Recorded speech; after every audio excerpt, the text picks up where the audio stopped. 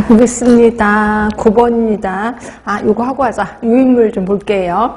자, 유인물에 보시면 인지적 영역하고 심리운동 영역 두 개만 좀 뽑아봤어요.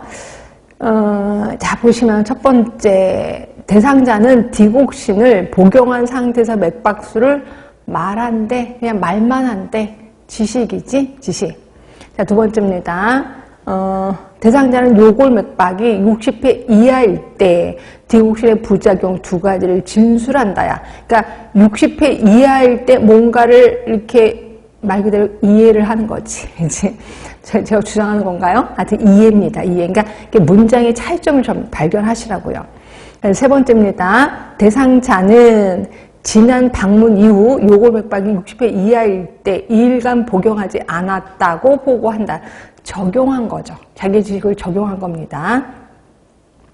자, 네 번째, 대상자는 잠에서 깼을 때의 섬액과 활동의 섬액의 의미를 구별한다야. 이게 이제 분석입니다. 분석.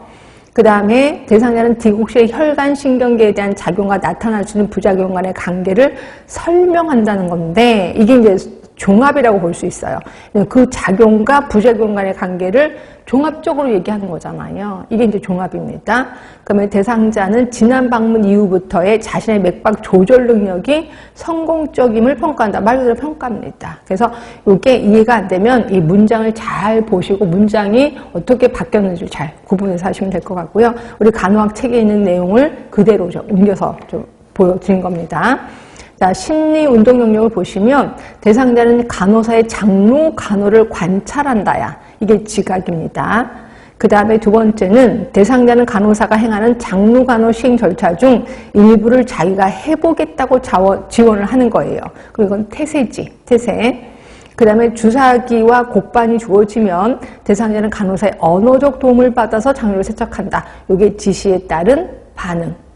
자, 그러면 대상자는 간호사의 도움 없이 장루를 세척할 수 있다. 이게 기계화야. 기계화. 그러면 기구가 주어지면 대상자는 간호사의 도움 없이 그리고 장루 주머니가 새는 일이 없이 완전하게 장루 간호를 한다. 이게 복잡한 외적 반응. 그 다음에 출장 시에서도 장루 간호를 할 수 있다. 적응이죠. 그러면 대상자는 장루 주머니가 없을 때 집에 있는 다른 재료를 이용해서 장루 간호를 한다는 거죠. 이게 창조죠. 그래서 이것도 좀 문장 간의 그 관계를 잘 보시면서 될 것 같아요. 자, 그러면 답은 변함없이 2번이고 그 다음에 이제 9번 갈게요. 자, 오마 진단 분류 체계에 옳은 것은 자, 대학병원 간호사들과 간호대학 교수들이 여러 차례 협의를 거쳐서 개발. 이게 난다인 건 아시죠? 왜냐면 오마 진단은 지역사회인데 이건 지역사회라는 말이 없잖아. 대학병원 간호사하고 간호대학 교수들이 만든 건 난답니다.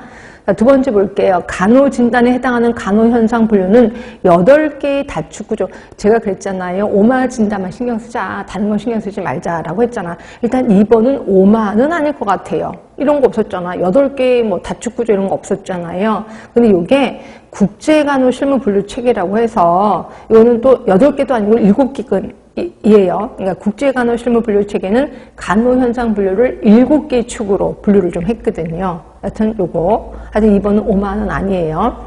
자, 3번 성과에 대한 문제 등급 척도는 지시, 행위, 상태에 대해 부정적인 것에서 긍정적인 것까지 5점 척도. 맞지 않아? 우리 문제 등급 척도가 5점 척도. 이게 오마하잖아. 이게 그렇죠? 오마하잖아요. 이 답은 3번 같고요. 그럼 4번은 뭐예요? 분류체계 원은 가장 추상적인 개념의 1단계부터 가장 구체적인 개념 5단계까지 일단 오마가 아니라는 걸 느끼셔야 돼. 요게 난다예요. 난다. 그래서 답은 3번인 거고요.